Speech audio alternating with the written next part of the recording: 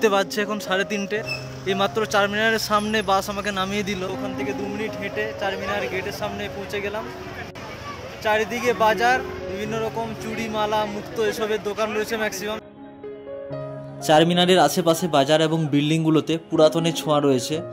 বিকালের এই ফুরফুরে হাওয়া, দোকান আর এই লোকের ভিড় আমাকে অনেকটা ধর্মতলার কথা মনে পড়িয়ে দিচ্ছে। আজকে আবহাওয়াটাও সঙ্গ দিয়েছে, একদম ক্লিয়ার আকাশ, খুব সুন্দর লাগছে। আর এরকম ফুরফুরে আবহাওয়াতে ঘোরার মজাটাই আলাদা। চারমিনারের ওপেনিং টাইম হচ্ছে সকাল 9টার সময় এবং বন্ধ হয় বিকাল 5টা 30-এ। আর এখানকার টিকিট মূল্য ইন্ডিয়ানদের জন্য 25 টাকা এবং ফরেনারদের জন্য 300 টাকা।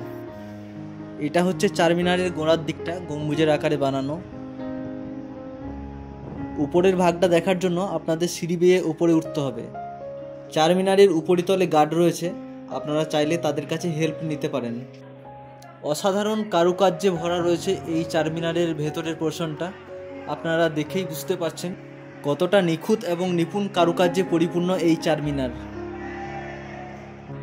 চারমিনারের উপর থেকে এই ভিউটা সত্যি অসাধারণ, কোনো কিছুর সাথে এর তুলনা করা যায় না। 1591 সালে সুলতান মোহাম্মদ কুলি কুতুব শাহ এই চারমিনার নির্মাণ করেন, যা বর্তমানে হায়দ্রাবাদের একটা ঐতিহাসিক ল্যান্ডমার্ক।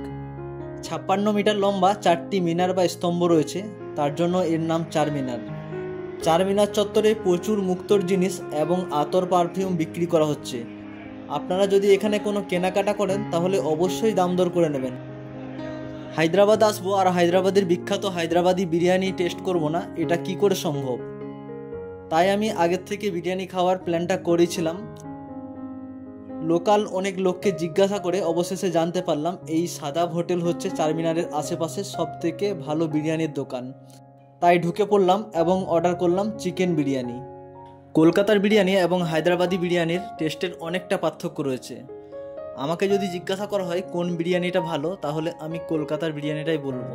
তবে এখানে অনেকে হয়তো বলবেন কলকাতা বিরিয়ানিতে আলু পাওয়া যায় বলে হয়তো ভালো বলছেন, কিন্তু না, টেস্ট ওয়াইজ আমার কলকাতার বিরিয়ানি সবথেকে বেশি ভালো লাগে। আপনাদের কোথাকার বিরিয়ানি ভালো লাগে আপনারা অবশ্যই কমেন্টে জানাবেন।